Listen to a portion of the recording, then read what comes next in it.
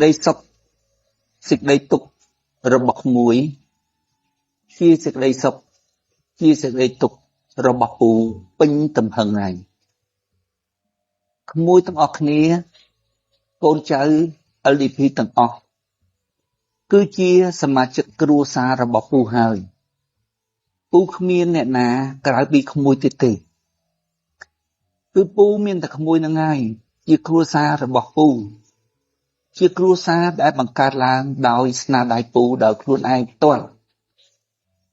គេការប្តីការប្រពន្ធដើម្បីបង្កើតគ្រួសារចំណែកពូធ្វើនយោបាយគៀងគរប្រមូលក្មួយទាំងអស់គ្នាមកគឺដើម្បីបង្កើតគ្រួសារដូច្នេះក្មួយត្រូវគិតឲ្យយល់ពីចិត្តពូគឺថាពូមានក្មួយទាំងអស់ហ្នឹងជាគ្រួសាររបស់ពូហើយអញ្ចឹងក្តីសុខក្តីទុក្ខរបស់ក្មួយជាក្តីសុខក្តីទុក្ខរបស់ពូហើយអញ្ចឹងអ្វីដែលពូបាន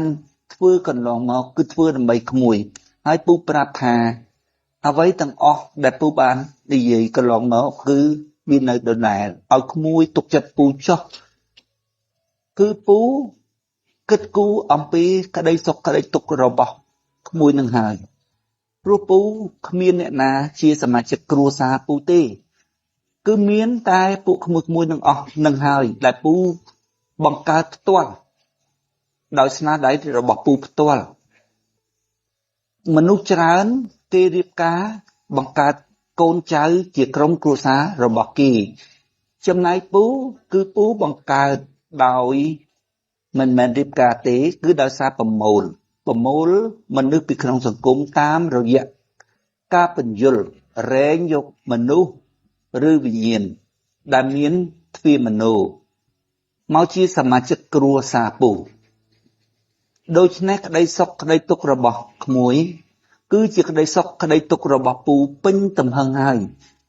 ពូមិនដឹងនិយាយយ៉ាងម៉េចឲ្យក្មួយយល់ពីអារម្មណ៍របស់ពូចំពោះសមាជិក LDP ចិត្តរបស់ពូគឺថាពួកក្មួយទាំងអស់ជាជីវិតជាស្អីទាំងអស់របស់ពូអញ្ចឹងរឿងខ្លះវាពិបាកនិយាយពិបាកបញ្យល់រឿងខ្លះវាមិនអាចនិយាយឲ្យក្មួយយល់បានពិត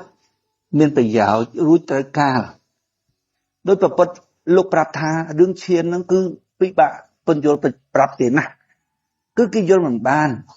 ដល់ពេលអញ្ចឹងវាពិបាកនិយាយប្រាប់ក្មួយអញ្ចឹងពូសរុបមកវិញថាក្មួយដោយទុកចិត្តពូទៅចុះពូគ្មានអ្នកណាដែលជាគ្រួសាររបស់ពូក្រៅពីពួកក្មួយទេដូច្នេះសុខទុក្ខរបស់ក្មួយជាសុខទុក្ខរបស់ពូហើយអញ្ចឹងសូមក្មួយស្ងប់អារម្មណ៍ទៅអ្វីដែលពូបាននិយាយប្រាប់ក្មួយមកគឺវានៅរឿងតែចុងរឿងវានៅតែចុងគឺក្មួយត្រូវតែជាមនុស្សមានសំណាងលើសគេនៅក្នុងលោកពីព្រោះក្មួយមានឪពុកជាកតញ្ញូជាអ្នកបំភ្លឺផ្លូវជាអ្នកនាំផ្លូវក្មួយក្នុងកលៈទេសៈណាក៏ដោយក៏ឪពុកមិនឲ្យកូនដើរចុះជ្រោះឪពុក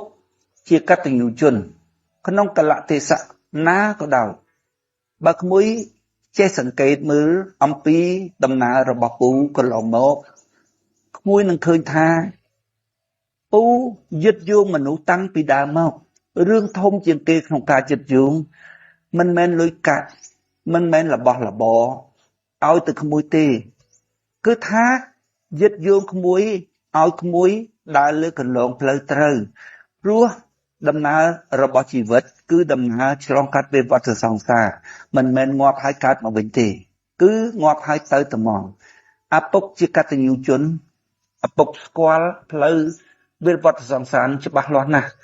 ដូច្នេះពុកមិនឲ្យកូនណាមួយក្នុងគ្រួសារហ្នឹងខុសផ្លូវដែលពុកបានគិតឃើញទេ